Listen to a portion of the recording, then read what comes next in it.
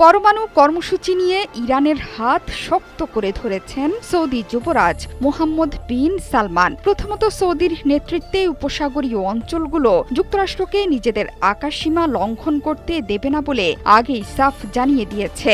এবার ইরানের president Masoud পেজেশকিয়ানের সাথে সরাসরি ফোনালাপে এই অঞ্চলের নিরাপত্তায় সব ধরনের সহযোগিতার প্রতিশ্রুতি দিয়ে হাত বাড়িয়ে দিয়েছেন সৌদি আরবের শক্তিশালী সব ক্ষমতার একছত্র অধিপতি এবং ইরান যুক্তরাষ্ট্র সংকটের মধ্যস্থতাকারী হিসেবে এগিয়ে আসা মোহাম্মদ বিন সালমান। পুরো বিশ্ব জানে সৌদি আরবই একমাত্র পারে যুক্তরাষ্ট্রকে বাগে আনতে।